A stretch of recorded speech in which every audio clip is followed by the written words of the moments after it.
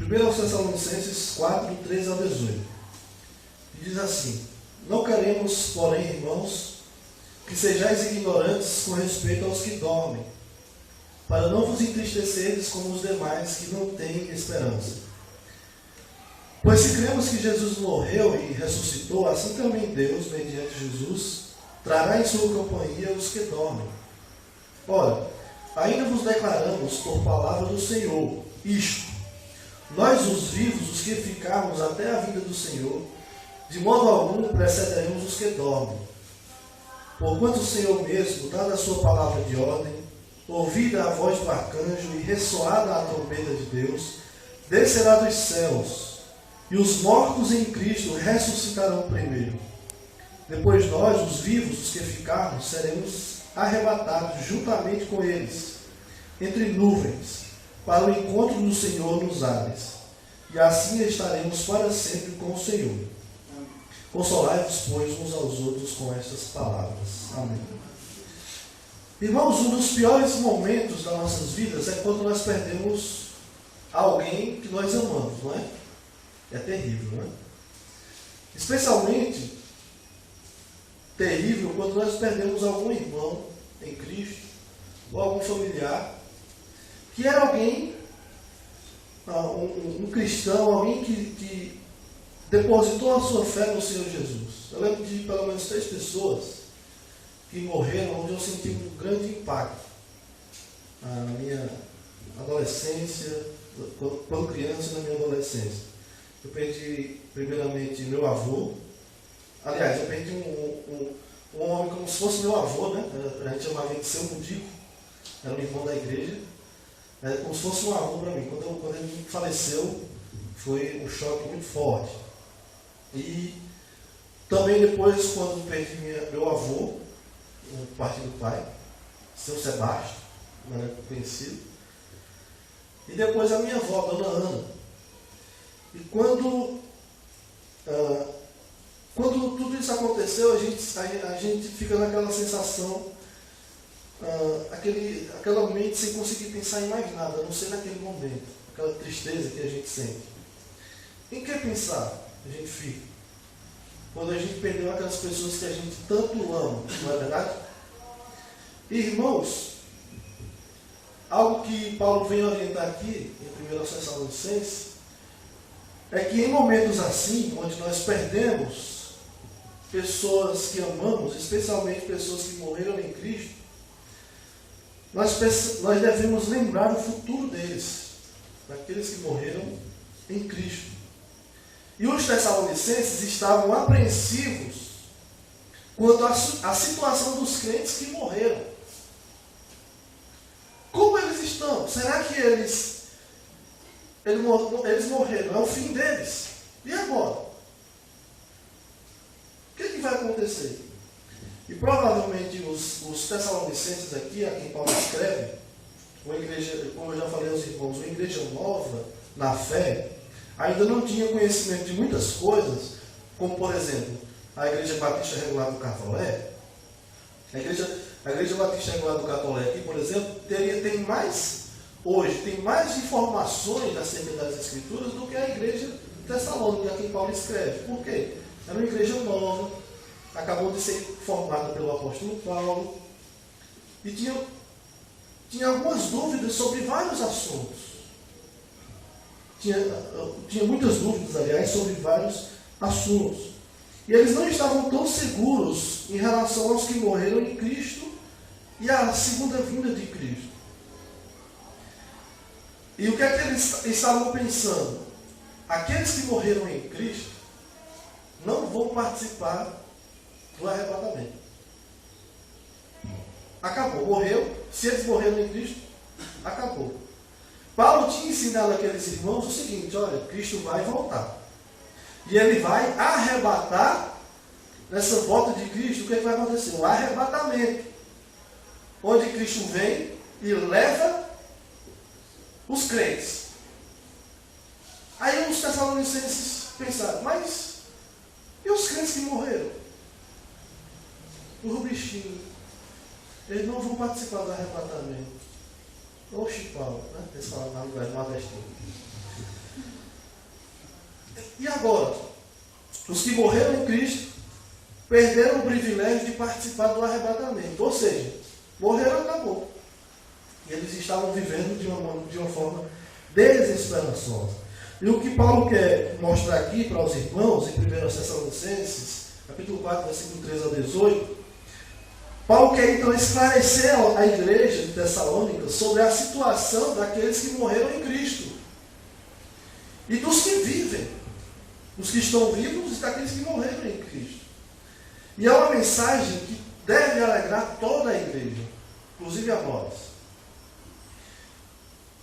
Como nós devemos viver enquanto Cristo não vem? E o que a nossa crença na vinda de Cristo deve gerar em nós? Uma certeza nós temos. Qual? Cristo vai voltar. Mas aí, o que é que essa certeza da volta de Cristo deve gerar em nós? Número 1. A certeza da volta de Cristo deve gerar em nós esperança. Isso é o que vai dizer o versículo 13 ao versículo 17. Essa certeza de que Cristo irá voltar deve gerar em nós esperança. Logo, quando Jesus ressuscitou, ele passou alguns dias, durante 40 dias, lá em Atos 1 vai dizer, Atos capítulo 1 vai dizer, Jesus passou cerca de 40 dias aparecendo aos seus discípulos, comendo com eles, mostrando que ele estava vivo, ressuscitou, para que eles testemunhassem que Jesus ressuscitou. Então Jesus passou cerca de 40 dias demonstrando, olha, eu estou aqui, eu estou vivo. Mas assim que Cristo estava subindo aos céus, as pessoas estavam admiradas. E o anjo disse, olha, da forma como vocês estão vendo Jesus subir, vocês verão ele descer. Então Jesus já falava sobre a sua vinda, Jesus falou em outros momentos também, mas aí já falava sobre essa esperança na vinda de Cristo. É uma certeza. E essa certeza deve gerar em nós esperança. Nós devemos estar esperando, aguardando a volta de Cristo. Aqui no versículo 3, o apóstolo chama a atenção dos Tessalonicenses para que eles não sejam ignorantes, pessoas sem entendimento, com falta de conhecimento, acerca da situação dos que dormem. Certo? E é bem provável que ele esteja tentando aqui corrigir aquela ideia, aquele ensino errado de que os que morreram em Cristo não vão participar do arrebatamento. Veja mais uma vez o versículo 13. Não queremos, porém, irmãos, que sejais ignorantes com respeito aos que dormem, para não vos entristeceres como os demais que não têm essa esperança. Essa ignorância, falta de conhecimento, estava fazendo com que os irmãos estivessem tristes, vivendo de forma desesperançosa ou desesperada. Cada vez que um crente morria, e Cristo ainda não voltou, eles diziam, mais um que não vai participar do arrebatamento. Porque só vai para a glória aqueles que estiverem vivos. Só vai participar do arrebatamento aqueles que estiverem vivos. Eles estavam pensando. E Paulo diz, irmãos, viver desse jeito é desesperador. Quando um cristão morre, você pode ter a certeza de que ele irá ser ressuscitado. E, obviamente, nenhum de nós conseguimos lidar com a morte, né? Porque a morte, originalmente, ela não faz parte da existência. A existência, ela diz, é vida. Então, ela não fazia parte do plano de Deus, do original de Deus. Deus nos criou para a vida. Mas aí a morte passou a todos os homens, porque todos pecaram. Em Romanos 5 e 12 vai dizer. Assim a morte passou a todos os homens, porque todos pecaram. para o crente, a morte não é o fim. Aliás, para ninguém é o fim. Mas quando eu digo que para o crente não é o fim, é porque ainda há uma esperança. E Paulo diz que nós não devemos ser ignorantes com respeito aos que dormem, ou seja, não devemos viver desesperados. E os que dormem, a palavra dormir aqui, entenda bem o que significa dormir. Aqui é uma linguagem eufêmica, né? Paulo usa um eufemismo, que é uma figura de linguagem, para se referir a uma pessoa que morreu. Dormiu morreu. Certo? Então, o eufemismo que a gente usa muito nos nossos dias é: fulano foi dessa para melhor. Partiu para melhor. Ou nas igrejas, um termo que tem sido muito usado para quando um crente morre, pelo menos lá no Ceará, foi promovido. Já viu? Fulano de tal foi promovido para a glória. Para dizer que ele morreu, mas está com Cristo. Então, a ideia de dormir aqui tem sido ensinado por algumas seitas, tem ensinado que dormir aqui é dormir literalmente. O que é dormir? Quem morreu em Cristo hoje está dormindo, esperando Cristo voltar. Mas não é essa a ideia. Eles estão conscientes. Você lembrar lá em Lucas 16, o rico e o Lázaro estão conscientes. Certo? Os que morrem sem Cristo estão no inferno, sofrendo conscientemente. E os que morreram em Cristo estão no paraíso. Lá Jesus disse para o ladrão: hoje mesmo estarás comigo no paraíso. Lá em Lucas 16 vai chamar o paraíso de seio de Abraão. Em outros textos vai chamar de céu. São termos intercambiáveis. Tudo quer dizer a mesma coisa: o céu, a morada de Deus, o paraíso. Aqueles que morrem em Cristo estão nesse lugar. Dormindo? Não. O Lázaro não estava dormindo. Ele estava no banquete. Ninguém dorme comendo. Ó, dorme. Sabe meu pai uma vez que foi dormir e se acordou e engoliu um palito de dentro. Mas aí hoje tem outra história. Aí outra história, né? A história que minha mãe me contou, né? Você lembra? Não é mentira, minha mãe não mente. Certo? Então a palavra dormir aqui, não entendo como literalmente dormir, mas uma figura de linguagem para se referir, um eufemismo para se referir àqueles que morreram, aqueles que morreram. Certo? Seja crente ou descrente. Se você, essa palavra pode ser, não é usada apenas para crente. Tá? E o que Paulo está dizendo? Olha, não podemos viver desesperados quando alguém morre, quando um crente morre. Por que não? Porque esse desespero só se encaixa na vida daqueles que não são do Senhor, aqueles que não foram salvos. Paulo está dizendo: olha, faz mais sentido quando um descrente perde um ente querido que não é crente. Por quê? Ele sabe do fim deles. Ele sabe. O que ele diz aqui? Versículo 3, no final. Para não vos entristecerdes como os demais. Quem são esses demais? Aqueles que não têm essa esperança. Que esperança? Na volta de Cristo. Aqueles que morreram em Cristo irão participar da volta de Cristo. E nós não podemos viver desesperançosos, como se eles tivessem acabado. E só vai para o céu aqueles que estiverem vivos no dia que Jesus voltar. Não é isso. Paulo está dizendo. Não podemos viver, nos entristecer como os demais que não têm essa esperança. Quando morre algum crente no Senhor, nós não podemos ficar pensando: e agora? O que é que vai ser? É o que Paulo está dizendo. Nós temos esperança. E essa esperança precisa ser cultivada constantemente em nossos corações. E qual é essa base da nossa esperança? Com base em quê? Qual é o fundamento dessa esperança de que Cristo, ou de que aqueles que morreram em Cristo irão ressuscitar? Ou porque nós não podemos ficar desesperados quando um crente morre? Qual é a base disso? No versículo 14, Paulo vai mostrar. Pois se cremos que Jesus morreu e ressuscitou, assim também Deus, mediante Jesus, trará em sua companhia os que dormem, os que morreram em Cristo.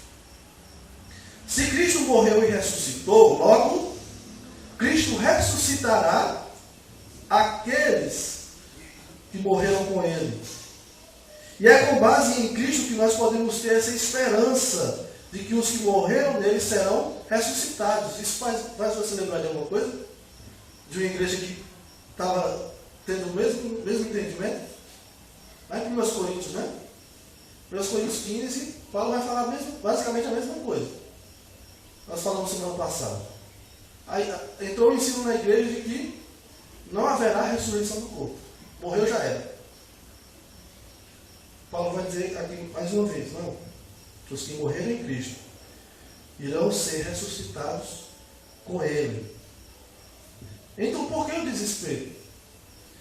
Não há porquê. E há vários outros textos na Bíblia que irão mostrar isso, a mesma coisa.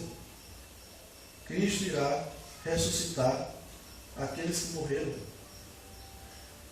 Sejam aqueles que morreram sem Cristo, eles irão ressuscitar para a morte eterna. E aqueles que morreram em Cristo ressuscitarão para a vida eterna. Deixe-me ler um texto com os irmãos. João 14, deixa marcado. João 14. João 14, versículo 19.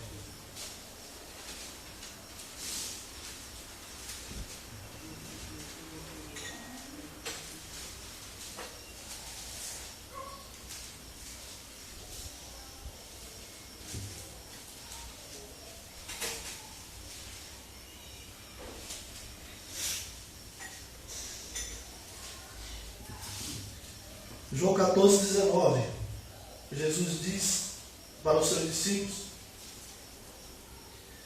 ainda por um pouco que o mundo não me verá mais. Vós, porém, me vereis, porque eu vivo, vós também vivereis. Ué, mas os discípulos não morreram? Não foi? Ou estão vivos? Morreram. Mas Jesus está dizendo, eles irão viver. Jesus fala aqui da sua ressurreição. Eles serão ressuscitados no dia em que Jesus vier, voltar. Eles serão ressuscitados por Deus, assim como Jesus também ressuscitou. E o apóstolo Paulo ainda nos mostra outra razão porque nós devemos ter esperança. No versículo 15. Ora, ainda vos declaramos por palavra do Senhor isto: nós, os vivos, os que ficarmos até a vinda do Senhor, de modo algum precederemos os que dormem. Qual é a base de Paulo aqui? Os que morreram com Cristo serão os primeiros a participarem do arrebatamento. Paulo está dizendo, olha, nós não vamos preceder os que dormem. Só para vocês verem como eles vão ser ressuscitados. Eles vão ressuscitar primeiro e vocês vão ver. Eles serão os primeiros a participarem do arrebatamento.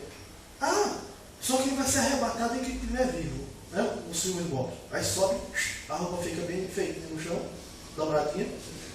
Né? Dancinho, né? Eu não sei se é bem daquele jeito, não. Né? Aí a roupa dobradinha no chão. Eles foram rápido, ainda no rápido, né? Para o arrebatamento. Algum piscar de olhos. E Paulo está dizendo, olha, eles vão ressuscitar primeiro.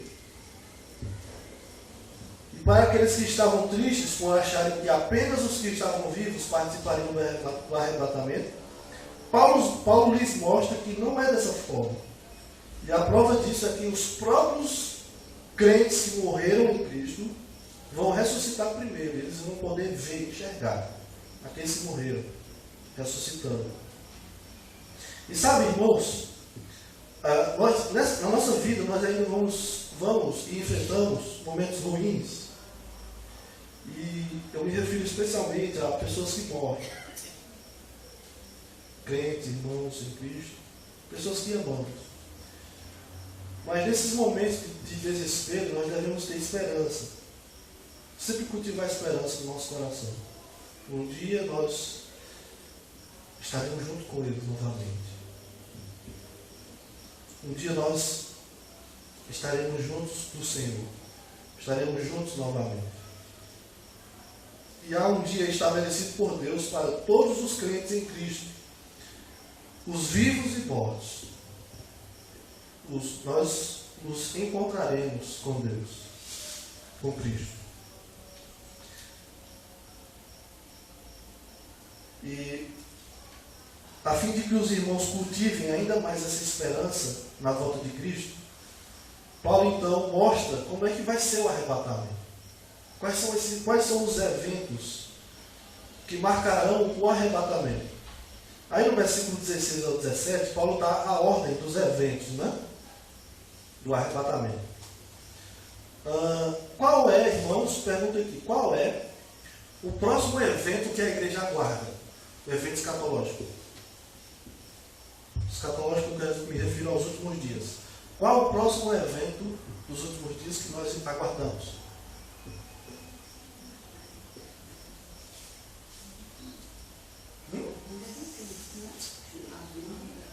A vinda de Cristo. Quando nós falamos de a vinda de Cristo, ela é mais abrangente. Ela envolve o arrebatamento, o estabelecimento do reino de Cristo. Já dei a dica.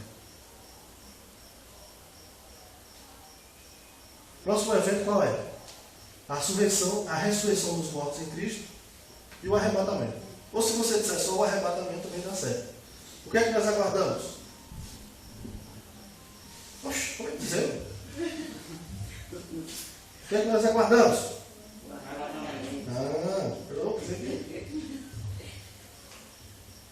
Tudo bem, nós aguardamos o próximo evento escatológico é o arrebatamento da igreja. Então, número 1, a primeira ordem aqui, o primeiro ponto que Paulo vai mostrar, versículo 16 ao 17, é a ordem de Deus que será dada. O versículo 16 diz: porquanto o Senhor mesmo, dada a sua palavra de ordem, é o que vai acontecer depois. A voz do arcanjo, haverá uma voz do arcanjo, e o ressoar da trombeta de Deus, como um anúncio, né? Sabe aqueles anúncios de guerra, de batalha, e tem a pessoa responsável para tocar a trombeta, né? A convocar a guerra, enfim. A ideia aqui é que Deus vai dar sua palavra de ordem, o arcanjo irá falar algo, talvez convocando as pessoas, e o som da trombeta ecoará. E segundo, o Senhor descerá dos céus, o Senhor Jesus descerá dos céus. Aí diz, dando a sua palavra de ordem, ouvida a voz do arcanjo e ressoar a trombeta de Deus, descerá dos céus. Quem descerá dos céus? Cristo. Obrigado, meu Carlos. Obrigado, meu Carlos. Meu Carlos está vivo aí. Os outros estão. Brincadeira. Então o Senhor descerá dos céus. Tá bom? Assim como o anjo disse lá. Olha, assim como ele está subindo nas nuvens, ele descerá também. Nas nuvens. Certo? O outro texto vai dizer: todo olho verá. Os mortos em Cristo ressuscitarão primeiro. O Senhor descerá dos céus, os mortos em Cristo ressuscitarão primeiro. Outro evento. Versículo 17. Depois, quem são os vivos? Quem são os vivos aqui? Nós? Paulo disse, nós, Paulo. Tu acha? Paulo morreu. Não foi? Paulo errou, não foi? Olha um erro bíblico aí, um erro na Bíblia, tá vendo? Né? Não, Paulo está dizendo na perspectiva dele lá, né? Nós, os vivos, ele explica, os que ficarmos.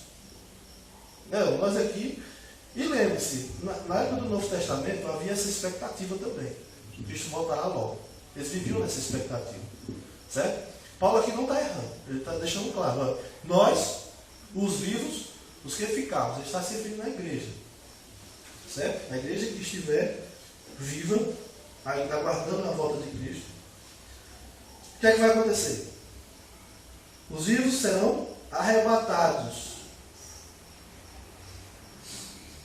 Sozinhos, juntamente com eles. Porque viver desesperançosos, irmãos, Paulo está dizendo. Nós vamos ser arrebatados junto com os mortos em Cristo. Aí o versículo 17. Entre nuvens para o encontro do Senhor nos ares. Aí no finalzinho. E estaremos para sempre com o Senhor. Obviamente, aqui Paulo está dando um resumo, certo? Quando Paulo diz estaremos para sempre com o Senhor, realmente é para sempre. Mas Paulo aqui não vai explicar, não vai explicar a tribulação, o período da tribulação, não vai explicar o milênio, né? Mas aqui Paulo está dizendo, aqueles que forem arrebatados já vão estar com o Senhor para sempre. Juntando aqui o milênio e a eternidade, né? Só mais 1000 anos mais eterno, né? É um bocado, né? Então Paulo está dizendo, olha, é certeza. E ao lembrarmos desse acontecimento, desse arrebatamento, o que deve ser cultivado no nosso coração? O que a certeza da vida de Cristo deve gerar em nós? A esperança. Esperança. Infelizmente, nós vivemos numa época em que a solução para os problemas é o suicídio. A solução para os problemas das pessoas é morrer. Eu não aguento mais essa vida. Eu não aguento mais viver como as coisas, viver da forma como são as coisas. E alguém que enfrenta tantas dificuldades, imagina, tomara que eu morra logo. Irmãos, esse não pode ser o nosso sentimento. Isso são pessoas desesperadas sem esperança. Pessoas esperançosas, elas entendem o seguinte, aqui o mundo é mau. Pessoas esperançosas, elas entendem. Esse mundo é caído, é pecaminoso, cheio de pecado. Nós vamos viver problemas. Pessoas queridas morrendo. Problemas de saúde. Problemas na política. Mas os crentes, como é que eles pensam? Mas logo, Cristo vai voltar. Ele não fica pensando nos problemas, pensando nessa vida. Porque aqui é tudo passageiro. Lá em Romanos 13, né? O irmão estava falando sobre Romanos 13 hoje, sobre a nossa cidadania terrena. E Paulo vai dizer, nós somos cidadãos da terra. Mas lá nos versículos finais vai dizer, mas a nossa pátria não é esta. Nossa pátria final não é esta. Lá em Filipenses, Paulo vai dizer, a nossa pátria está nos céus, onde aguardamos o Senhor Jesus. Então nós devemos lembrar, Cristo vai voltar para buscar aqueles que são seus. E ao contrário de pedir a morte, pedir ou resolver seus problemas através do suicídio, como se isso fosse resolver, você vai trazer problemas talvez para a sua família, problemas para outras pessoas. Lembre-se que um dia Cristo virá. E aqueles que tiverem depositado sua confiança em Cristo viverão no reino de Cristo. E assim estaremos para sempre com o Senhor. Então essa deve ser a nossa esperança. Nós devemos cultivar isso em nosso coração. E eu pergunto para você hoje, para você que está aqui nessa noite, qual é a esperança que você tem? Eu tenho essa confiança. O que Paulo está dizendo aqui é para aqueles que depositaram toda a sua confiança no Senhor Jesus. O Senhor Jesus diz, quem crê em mim, tem a vida eterna. O que todavia se mantém rebelde contra o Filho, não verá a vida, mas sobre ele permanece a ira de Deus. O Senhor Jesus disse lá em João capítulo 3, versículo 36. Então, quando Cristo vier, Ele vai arrebatar os seus. Mas o que é que acontecerá com aqueles que não são dele?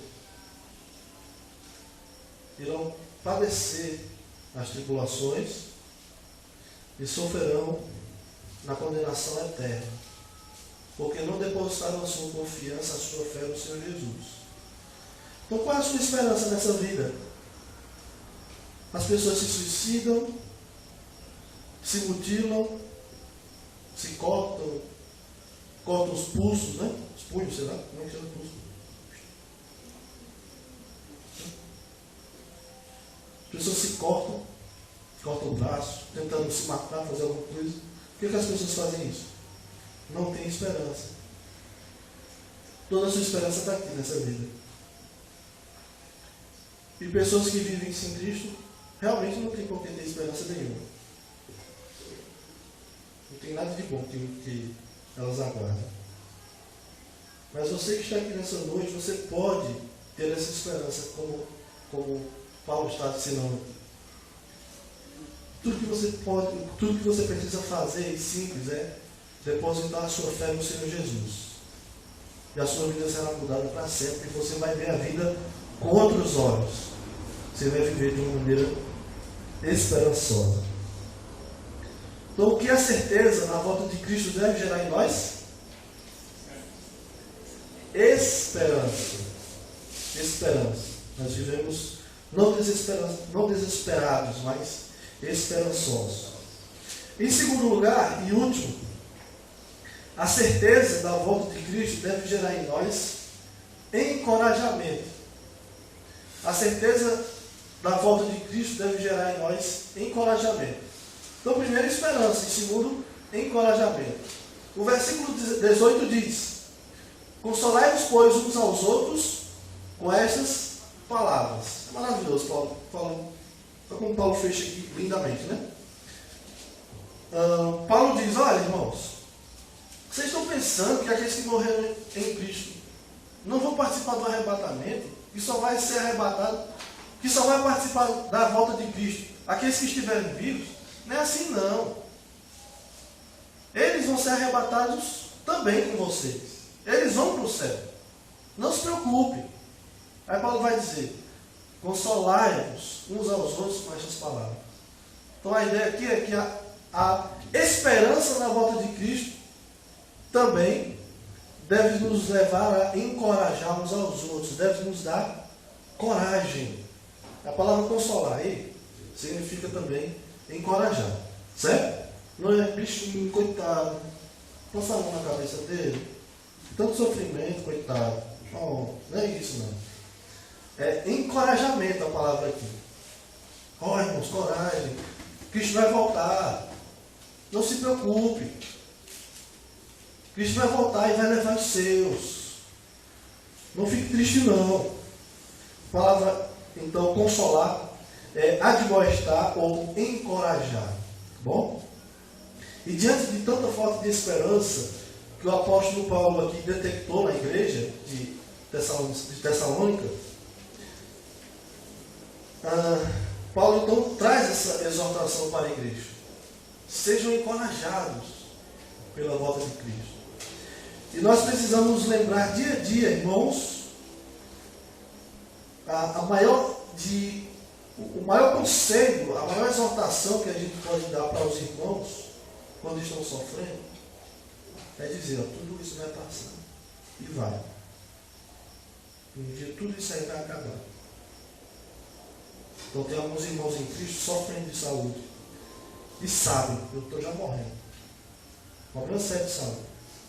Câncer. O pastor Jota sofrendo de câncer, né? Outros e muitas vezes desanimados. Mas eles sabem o que está por vir. E eles não vivem desesperados. Eles não vivem desesperados. Porque aquela certeza, aquela convicção traz coragem. Traz coragem, porque eles esperam a Cristo. Então alguém está passando por dificuldade, sofrendo. Encoraje, irmãos. um dia Deus enxugará toda lágrima. Lá no céu não vai precisar de pirão. Lá no céu você não vai precisar do SUS, graças a Deus. Lá no céu você não vai precisar gastar dinheiro com um plano de saúde. Lá no céu você não vai precisar ir ao psicólogo para tratar os problemas psicológicos, enfim, e vai. Lá no céu você não vai precisar mais ficar chorando. Tem encorajamento melhor do que isso? Eu sei que às vezes a gente diz, mas é fácil falar isso. Não é você? Mas a gente deve olhar para a vida de outra maneira. No mundo, o Senhor Jesus diz, no mundo passais por aflições. Então, o que algumas igrejas têm ensinado é o seguinte, olha, viva bem. Sofrimento, que conversa é essa? O crente não é para sofrer, não. O crente que sofre é uma pessoa com falta de fé. Não é crente não, um cara desse. Como está dizendo. Não, a gente vai se entristecer. E o Senhor Jesus disse isso. Mas encorajem uns aos outros. Como? Com estas palavras. Cristo vai voltar. Cristo vai arrebatar a igreja. E nós não precisamos viver pensando que a nossa vida é só isso aqui. Esperança e encorajamento devem tomar conta de nós cada vez que nós nos lembramos da volta de Cristo. Ele virá. E a sua vinda, como a palavra de Deus diz, é certa. E mais uma vez eu pergunto a você: em quem você tem depositado a sua esperança, confiança? O que é que tem te encorajado a viver aqui? Os seres nascem, crescem, envelhecem, reproduzem e morrem. Será que eu vou fazer a ordem errada? Nasce, cresce, reproduzem, envelhece e morre, né? Aí pronto, é só isso. Nossa vida é só isso. A vida não acaba aqui. Qual a sua esperança para o futuro? Eu tenho a Jesus no meu coração. Eu tinha 9 anos de idade, eu entreguei a minha vida ao Senhor Jesus. O pastor disse, olha, se você não entregar a sua vida ao Senhor Jesus, você está perdido sem Ele. Todos pecaram e carecem da glória de Deus. Quando eu tinha 9 anos, eu com vergonha de levantar minha mão, a minha mãe me ajudou. E eu fui lá para frente. Eu sabia, eu entendi aquela mensagem.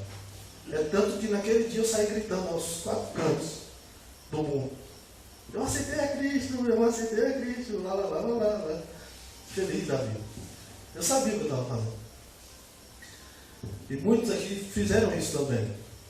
Não saíram gritando, né? Ficaram contentes em ter entregue sua vida ao Senhor Jesus.